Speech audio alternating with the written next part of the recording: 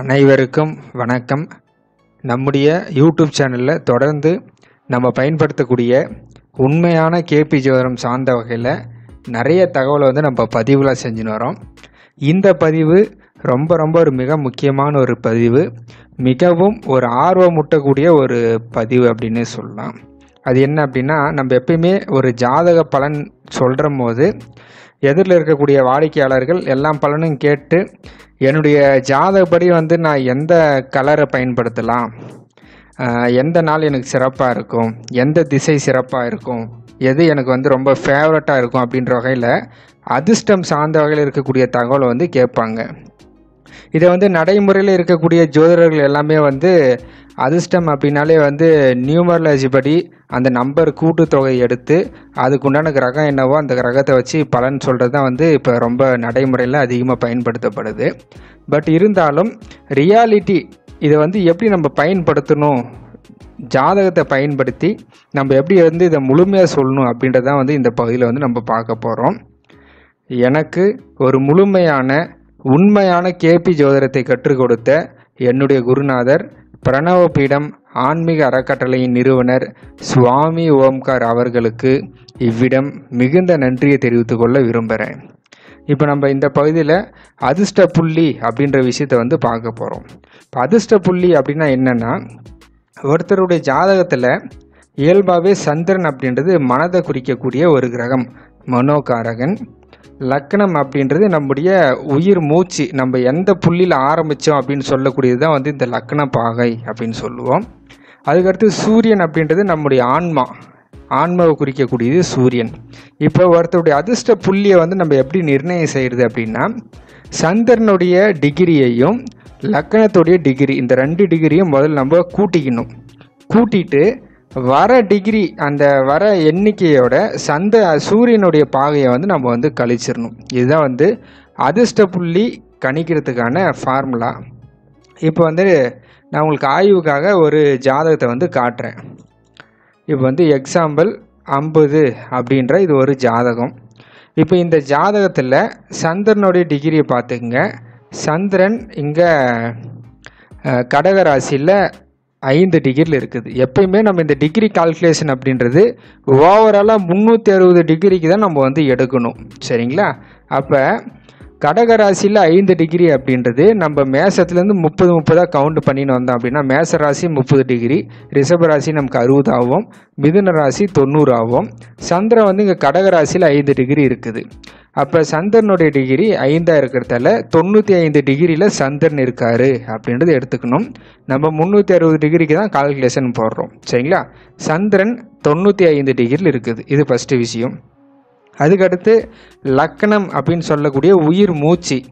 லக்னம் பார்த்தோம்னா இங்கே மீன ராசியில் 14.57 இருக்குது. சரி, ரவுண்டாக 15 டிகிரின்னு வச்சுப்போம், சரிங்களா? அப்போ இந்த இடத்துல மீன ராசியில் நமக்கு லக்னம் விழுந்திருக்கிறது 14.57 டிகிரியில் விழுந்திருக்குது. அப்போ இது 360 டிகிரிக்கு எவ்வளோ வரும் அப்படின்ற ஒரு கவுண்ட்டு நமக்கு ரொம்ப முக்கியம். 30 தான் நீங்கள் ஆட் பண்ணே வரோம். 30, 60, 90, 120, 150, 180, அதுக்கடுத்து 210, 240, 270, அதுக்கடுத்து பார்த்தோம்னா இங்கே 300 வரும், 330 வரும். இந்த மகர ராசியோட 330 கம்ப்ளீட் ஆகும். கம்ப்ளீட் ஆகிட்டு இங்கே ஒரு 15 டிகிரி இருக்குது, சரிங்களா? அப்போ 330லேருந்து 340, 345 அப்படின்றதான் லக்னத்தோட டிகிரி. லக்னத்தோட டிகிரி 345 அப்படின்றத மைண்டில் எடுத்துக்கோங்க. அதுக்கடுத்து நம்முடைய ஆன்ம காரகனாக இருக்கக்கூடிய சூரியனுடைய டிகிரி பார்த்தோம்னா இங்கே தனுசு ராசியில் 28 இருக்குது. அப்போ தனுசு ராசியில் 28 அப்படின்னா நமக்கு எவ்வளோ ஒரு கால்குலேஷன் வரும் அப்படின்னா, முதல்ல ஒரு 6 ராசி 180, அதுக்கடுத்து 210, அதுக்கடுத்து 240, இங்கே நமக்கு 28 டிகிரியில் சூரியன் இருக்கார். 240ஓட நம்ம ஒரு 28 டிகிரியை கூட்டிக்கிறோம் அப்படின்னா 268 டிகிரி தான் சூரியன் அப்படின்ற ஒரு விஷயம். இந்த 3 டிகிரி நமக்கு நல்லா தெளிவாக தெரியணும். எல்லாமே நம்ம 360 டிகிரிக்கு கணிக்கப்பட்ட ஒரு விஷயம், சரிங்களா? இப்போ இதை தான் நான் கால்குலேஷன் போட்டு உங்களுக்கு வச்சுருக்கேன். எக்ஸாம்பிள் 50ன்ற ஜாதகத்தில் சந்திரன் 95 டிகிரி கடகராசி, லக்னம் 345 டிகிரி மீனராசி, சூரியன் 268 டிகிரி தனுசு ராசி. சரிங்களா? சந்திரனுடைய டிகிரியும் லக்னத்தோடைய டிகிரியும் ரெண்டுத்தையும் கூட்டினோம்னா நமக்கு 440 வரும். 95 + 345 இது ரெண்டுத்தையும் கூட்டினோம்னா 440. சரிங்களா? இதோட சூரியனுடைய டிகிரியை வந்து நம்ம கழிச்சிடலாம். சூரியனை வந்து 268 இருக்கிறதால 440லேருந்து 268 கழிச்சோம்னா 172ன்னு வரும். 172 அப்படின்றது நமக்கு கன்னி ராசியில் வருங்க. சரிங்களா?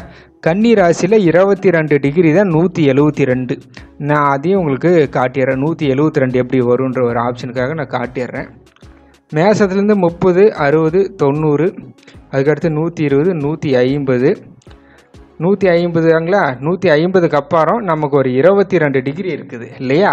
160, 170, 172. 172 டிகிரி கன்னி ராசியில் 22. அதை தான் நம்ம சாஃப்ட்வேரில் கன்னி ராசியில் 22 அப்படின்றது இங்கே ஆப்பு அப்படின்னு போட்டு இருக்கு இல்லைங்களா? இது ஆப்புனா நீங்கள் வந்து ஆப்பு அப்படின்னு எடுத்துக்க வேணாம். இது வந்து அதிர்ஷ்ட புள்ளி. அதுதான் வந்து சாஃப்ட்வேரில் ஷார்ட்கட்டாக ஆப்பு ஃபார்ச்சுனா அப்படின்னு சொல்லுவோம். அதிர்ஷ்ட புள்ளி கன்னி ராசியில் 22 டிகிரியில் விழுந்திருக்குது. இதுதான் வந்து நமக்கு ரொம்ப முக்கியம். நம்ம சாஃப்ட்வேரில் டீஃபால்ட்டாகவே அது வந்துடும். சரிங்களா? நீங்கள் எவ்வளவோ நம்ம வீடியோ போட்டிருப்போம், எல்லாத்துலேயுமே இந்த அதிர்ஷ்ட புள்ளின்ற அந்த பாயிண்ட் இருக்கும். சாஃப்ட்வேரில் டீஃபால்ட்டாகவே இந்த இடத்துல வந்து அதிர்ஷ்ட புள்ளின்னு வந்துடும். சரிங்களா? இப்போ இந்த அதிர்ஷ்ட புள்ளியை வச்சு நம்ம என்னென்னலாம் பண்ணலாம் அப்படின்றத உங்களுக்கு சொல்லிடுறேன்.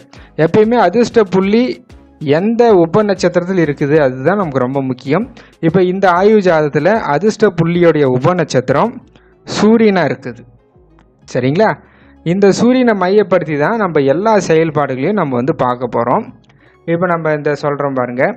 இந்த அதிர்ஷ்ட புள்ளி உப நட்சத்திரத்தை கொண்டு ஜாதகருடைய அதிர்ஷ்ட நிறம், அதிர்ஷ்ட எண், அதிர்ஷ்ட நாள், அதிர்ஷ்ட மாதம், அதுக்கடுத்து வந்து பார்த்தோம்னா அதிர்ஷ்ட திசை, அதிர்ஷ்ட வருடம், அதுக்கடுத்து அதிர்ஷ்ட தேவதை, அதிர்ஷ்ட உணவு, அதிர்ஷ்ட நேரம், இது மாதிரி எல்லா விஷயத்தையும் நம்ம இந்த ஒரே ஒரு அதிர்ஷ்ட புள்ளியோடைய உப நட்சத்திரத்தை வச்சே வந்து சொல்லிடலாம். இப்போ நம்ம பார்த்த எக்ஸாம்பிள் 50உடைய ஜாதகத்தில் அதிர்ஷ்ட புள்ளியோடைய உப நட்சத்திரம் சூரியனாக இருக்குது இல்லையா?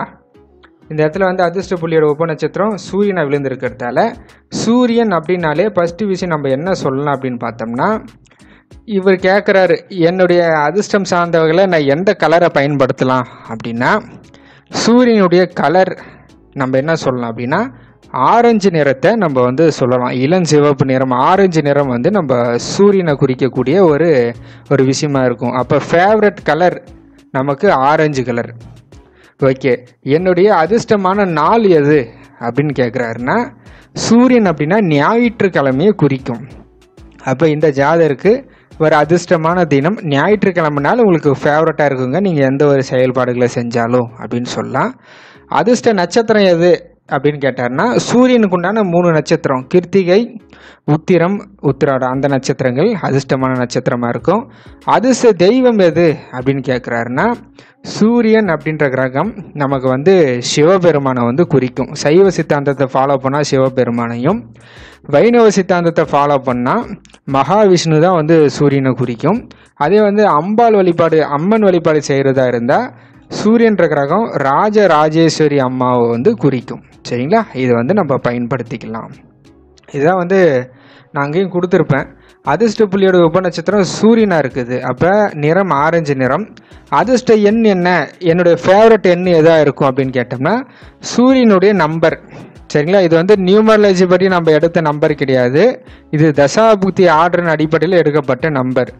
கேது நம்பர் 1ஐயும் சுக்கிரன் நம்பர் 2ஐயும் சூரியன் நம்பர் 3ஐயும் குறிக்கும். அந்த ஆர்டரில் எடுத்த எண் இது. அதிர்ஷ்ட எண் நம்பர் 3. அதிர்ஷ்ட நாள் எதுனா ஞாயிற்றுக்கிழமை அதிர்ஷ்ட நாளாக இருக்கும். அதுக்கடுத்து அதிர்ஷ்ட நட்சத்திரம் கிருத்திகை, உத்திரம், உத்திராடம், சூரியனுடைய அந்த 3 நட்சத்திரங்கள். அதிர்ஷ்ட மாதம் எது, மொத்தம் 12 மாதம் இருக்கு இல்லையா? எனக்கு வந்து எது ரொம்ப ஃபேவரட்டான மாதம் அப்படின்னு கேட்டோம்னா, சூரியன் எந்த ராசியில் டெபாசிட் ஆகிருக்குதோ அதுதான் வந்து அந்த ஜாதகருடைய அதிர்ஷ்ட மாதம் அப்படின்னு சொல்லலாம். நான் உங்களுக்கு அதையும் வந்து ஸ்க்ரீனில் காட்டிடுறேன்.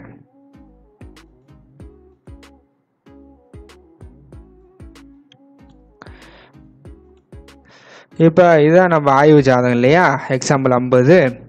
இப்போ அதிர்ஷ்ட புள்ளி உபநட்சத்திரம் சூரியன் விழுந்திருக்கக்கூடிய ராசி பார்த்தோம்னா இங்கே தனுசு ராசியில் விழுந்திருக்குது இல்லையா. அப்போ தனுசு ராசி அப்படின்றது மார்கழி மாதத்தை குறிக்கும். இப்போ மார்கழி மாதம் அப்படின்றது உங்களுக்கு அதிர்ஷ்டமான மாதம் அப்படின்னு சொல்லலாம். அதிர்ஷ்டமான வருடம் எது அப்படின்னு கேட்குறாருன்னா, எப்பெல்லாம் இந்த தனுசு ராசிக்கு கோச்சாரத்தில் இருக்கக்கூடிய குரு வராரோ அப்போ அது வந்து அவங்களுக்கு அதிர்ஷ்டமான வருடமாக இருக்கும். இப்போ ப்ரெசன்ட் டைமில் 2025 குரு இங்கே ரிஷப ராசியில் இருக்கார். இன்னும் கொஞ்சம் நாளில் ஷிஃப்ட் ஆயிடுவார் இங்கே ரிஷப ராசிக்கு, அதாவது மிதுன ராசிக்கு. அப்போ 2025, 26, 27, 28, 29, 30, 31 2031 தனுசு ராசிக்கு நமக்கு குரு வராருன்ற ஒரு ஆப்ஷனில் ஒரு அப்ராக்சிமேட்டாக எடுத்துக்கணும்னா நமக்கு அந்த வருடம் கொஞ்சம் நல்லா சிறப்பாக இருக்கும். ஒரு 7 வருடம் கழிச்சு உங்களுக்கு அந்த அதிர்ஷ்டமான வருடம் வரும் அப்படின்றதே நம்ம வந்து அவங்களுக்கு கன்வே பண்ணலாம். இப்போ இந்த நாளில் எனக்கு கொஞ்சம் எது ஃபேவரட்டான டைமு, கொஞ்சம் அதிர்ஷ்டமான நேரம் எது அப்படின்னு கேட்டாங்கன்னா, இந்த தனுசு ராசியில் கோச்சாரத்தில் லக்கணம் பயணிக்கக்கூடிய அந்த 2 மணி நேரம் அவங்களுக்கு ஃபேவரட்டாக இருக்கும் அப்படின்ற விஷயத்தையும் நம்ம வந்து சொல்லிடலாம். அதுதான் நம்ம இங்கே சொல்லியிருப்போம். அதிர்ஷ்ட மாதம் மார்கழி மாதம், அதிர்ஷ்ட நட்சத்திரம் அந்த சூரியனுடைய 3 நட்சத்திரம், அதிர்ஷ்ட திசை கிழக்கு திசை. கிழக்குன்றது சூரியனால் சொல்லலை, அந்த சூரியன் தனுசு ராசியில் விழுந்திருக்குது, அதனால் வந்து நான் கிழக்கு திசை அப்படின்னு சொல்லியிருக்கேன். அதிர்ஷ்ட வருடம் குரு தனுசு ராசிக்கு வரும் வருடம் அதிர்ஷ்ட வருடம் அப்படின்னு எடுத்துக்கலாம். அதிர்ஷ்ட தேவதை அதாவது சிவபெருமான், மகாவிஷ்ணு, ராஜராஜேஸ்வரி அம்மா, இந்த மாதிரியான விஷயங்கள் எடுத்துக்கலாம். சரிங்களா. இந்த மாதிரி ஒரு ஜாதகத்தை எடுத்து அவங்களுடைய ஜாதகத்தில் எது அதிர்ஷ்டமாக இருக்கும் அப்படின்ற விஷயத்த வந்து நம்ம ரொம்ப எளிமையாக அவங்களுக்கு வந்து கன்வே பண்ணலாம். உங்களுக்கு ஆய்வுக்காக நான் இன்னொரு ஜாதகத்தை காட்டுறேன். அது பார்த்தோம்னா உங்களுக்கு ஓரளவுக்கு ஒரு ஐடியா புரியும். இப்போ எக்ஸாம்பிள் 42 அப்படின்ற ஒரு ஜாதகம் இருக்குது. இப்போ இந்த ஜாதத்தில் அதிர்ஷ்ட புள்ளி எங்கே இருக்குது அப்படின்னு பார்த்தோம்னா இங்கே கடகராசியில் விழுந்திருக்குது. அதிர்ஷ்ட புள்ளியோட உபநட்சத்திரம் இங்கே செவ்வாயாக இருக்குது. சரிங்களா. அப்போ அதிர்ஷ்ட புள்ளியோட உபநட்சத்திரம் செவ்வாயாக இருக்கிறதால இந்த ஜாதகர் கேட்குறாரு, எந்த நாள் எனக்கு அதிர்ஷ்டமான நாள்னா நம்ம செவ்வாய்க்கிழமையை தான் சொல்லி ஆகணும். நம்ம பொதுப்படையில் சொல்கிற மாதிரி செவ்வாய்க்கிழமை சனிக்கிழமை உனக்கு ஆகாது அப்படின்ற மாதிரி பொதுப்படியாக சொல்லிடக்கூடாது. இவருடைய ஜாதகப்படி அந்த அதிர்ஷ்ட புள்ளி அந்த உபநட்சத்திரம் செவ்வாய் தான் விழுந்திருக்குது. அப்போ செவ்வாய்க்கிழமை ஃபேவரட்டான தினம். அதுக்கடுத்து செவ்வாயுடைய 3 நட்சத்திரம் மிருகசீரிஷம், சித்திரை, அவிட்டம் 3 நட்சத்திரம் ரொம்ப ஃபேவரட்டாக இருக்கும். அதுக்கடுத்து நம்ம என்ன சொல்லணும்னா செவ்வாயுடைய கலர் சிவப்பு கலர் கொஞ்சம் இவருக்கு ஃபேவரட்டாக இருக்கும். செவ்வாயுடைய தெய்வம் முருகர், அதுக்கடுத்து லக்ஷ்மி நரசிம்மர், அம்மன் வழிபாடாக இருந்தால் பகலாமுகி அம்மா, இந்த மாதிரியான விஷயத்த வந்து நம்ம அவங்களுக்கு கன்வே பண்ணி சொல்லலாம். அதிர்ஷ்ட மாதம் எது அப்படின்னு கேட்குறாங்கன்னு வச்சுக்கோங்க. இவங்களுக்கு அந்த உபநட்சத்திரம் அதிர்ஷ்ட புள்ளி உபநட்சத்திரம் செவ்வாய் தனுசு ராசியில் விழுந்திருக்குது. அப்போ மார்கழி மாதம் இவங்களுக்கு அதிர்ஷ்டமான மாதம் அப்படின்ற ஒரு விஷயத்த வந்து நம்ம அவங்களுக்கு கன்வே பண்ணி எடுக்கலாம். அதுக்கடுத்து நம்ம என்ன சொல்லலாம் அப்படின்னு பார்த்தோம்னா, இந்த தனுசு ராசிக்கு கோச்சாரத்தில் குரு வரக்கூடிய வருடம் சிறப்பான வருடம். அதுக்கடுத்து தனுசு ராசிக்கு லக்னம் வரக்கூடிய அந்த டைமிங் 2 மணி நேரம் தினமும் அவருக்கு ஃபேவரட்டான வருடம் அப்படின்றத சொல்லலாம். அதே வேற ஒரு ஜாதகத்தை பார்க்கலாம். இப்போ இது வந்து நடிகர் விஜய் அவர்களுடைய ஜாதகம். சரிங்களா. இப்போ இந்த ஜாதகத்தில் பாருங்கள், இவருக்கு அதிர்ஷ்ட புள்ளி விழுந்திருக்கக்கூடிய ராசி கடக ராசியில் விழுந்திருக்குது. அதிர்ஷ்ட புள்ளி உபநட்சத்திரம் சந்திரன். அப்போ அதிர்ஷ்ட புள்ளி உபநட்சத்திர சந்திரனாக இருக்கிறதால இவருக்கு திங்கக்கிழமை அப்படின்றது ஃபேவரட்டாக இருக்கும் ஃபஸ்ட்டு விஷயம். சரிங்களா. அதுக்கடுத்து அதிர்ஷ்ட புள்ளி உபநட்சத்திரம் சந்திரனாக இருக்குது. 3 நட்சத்திரம் இருக்கும் இல்லையா, சந்திரனுக்கு ரோகிணி, அஸ்தம், திருவோணம் அப்படின்னு சொல்லக்கூடிய 3 நட்சத்திரமும் விஜய் அவர்களுக்கு ஃபேவரட்டான நட்சத்திரம். அதுக்கடுத்து இவரை பொறுத்த வரைக்கும் அதிர்ஷ்ட மாதம் எது அப்படின்னு பார்த்தோம்னா இந்த கடகராசிக்கு சூரியன் வரக்கூடிய மாதம். அப்போ மேசத்தை வந்து சித்திரை, வைகாசி, ஆனி, ஆடி இல்லையா. அப்போ ஆடி மாதம் இவருக்கு வந்து அதிர்ஷ்டத்தை தரக்கூடிய மாதமாக நம்ம எடுத்து சொல்லலாம். அதிர்ஷ்ட வருடம் எது அப்படின்னு பார்த்தோம்னா கோச்சார ரீதியாக குரு கடகராசிக்கு வரக்கூடிய வருடம் அதிர்ஷ்ட வருடம். ஆல்மோஸ்ட் நமக்கு அடுத்த வருடமே இந்த கடகராசிக்கு சூரியன் வரும் 2026 குரு வருவார். இப்போ நமக்கு ரிஷப ராசியில் இருக்கார், அடுத்து மிதுன ராசிக்கு இந்த வருஷம் பாதியிலே வந்துடுவார். அதுக்கு அடுத்து 2026 நமக்கு கடகராசிக்கு கோச்சாரத்தில் குரு வருவார். அது வந்து அவருக்கு அதிர்ஷ்டத்தை தரக்கூடிய வருஷம். ஆல்மோஸ்ட் 2026 எலெக்ஷனும் வருது இல்லைங்களா. அதுவுமே கூட அவருக்கு சப்போர்ட் பண்ணலாம். இதெல்லாமே இவருடைய ஜாதகப்படி எடுத்து இவருக்கு திங்கக்கிழமை அதிர்ஷ்டத்தை தரும். ரோகிணி, அஸ்தம், திருவோணம் 3 நட்சத்திரம் தான் சிறப்பாக இருக்கும். அதுக்கடுத்து வந்து பார்த்தோம்னா இவருக்கு ஆடி மாதம் நல்லா சிறப்பாக இருக்கும். சந்திரன் அப்படின்னா நமக்கு சாம்பல் கலரை வந்து சொல்லக்கூடியது, ஒரு வெண்மையான நிறத்தை சாம்பல் கலரை குறிக்கக்கூடியது சந்திரன். அது இவருக்கு சிறப்பாக இருக்கும். அதிர்ஷ்ட வருடம் குரு கடகராசிக்கு வரக்கூடிய வருடம். அதிர்ஷ்ட தெய்வம் எது அப்படின்னா சந்திரன் வந்து நமக்கு அம்மன் வழிபாடு செய்கிறது, பார்வதி தாயார், புவனேஸ்வரி அம்மா, இந்த மாதிரியான விஷயங்களை வந்து இவருக்கு ரொம்ப சிறப்பாக இருக்கும் அப்படின்ற விஷயத்த வந்து நம்ம சொல்லலாம். எனவே ஒரு ஜாதகத்தில் பொதுப்படையில் வந்து நியூமராலஜி ஜோதிடர் சொல்கிற மாதிரி மேச ராசியா, ராசி அதிபதி செவ்வாய் அப்படின்னா சிவப்பு கலர் உங்களுக்கு சிறப்பாக இருக்கும். தனுசு ராசியா, ராசி அதிபதி குரு அப்போ மஞ்சள் கலர் சிறப்பாக இருக்குன்னு பொதுவாக அடிக்கிறத காட்டிலும் அதிர்ஷ்ட புள்ளிக்குன்னே உண்டான ஃபார்முலா இருக்குது. நம்முடைய மனோகாரகன் சந்திரன், நம்முடைய உயிர் மூச்சுன்னு சொல்லக்கூடிய லக்கண புள்ளி, நம்முடைய ஆன்மகாரகன் சூரியன், இந்த 3 பாயிண்ட்டுமே நம்ம அந்த ஃபார்முலா படி அப்ளை பண்ணி அந்த பாயிண்ட்டை செலக்ட் பண்ணி எடுத்துகிட்டு அதோடைய உபநட்சத்திரம் எதுவோ அதை முழுமையாக நம்ம ஃபாலோ பண்ணுறது அதிர்ஷ்ட புள்ளிக்கு ரொம்ப சிறப்பாக இருக்கும் அப்படின்றது தான் இந்த வீடியோடைய ஒரு பகுதி. நீங்களும் உங்கள் ஜாதகத்தில் நீங்கள் செக் பண்ணி பாருங்கள். நான் வந்து ஓரளவுக்கு கொஞ்சம் மேலோட்டமாக தான் சொல்லியிருக்கேன். இந்த அதிர்ஷ்ட புள்ளியை பயன்படுத்தி இன்னும் எக்கச்சக்கமான விஷயங்கள் நம்ம வந்து சொல்லலாம். பட் ஓரளவுக்கு வீடியோவில் இவ்வளோ தான் சொல்ல முடியுன்றதால நான் பாதி தான் சொல்லியிருக்கேன். இன்னும் நிறையா விஷயங்கள் இதை வந்து நம்ம பயன்படுத்தி எடுக்கலாம். நன்றி, வணக்கம்.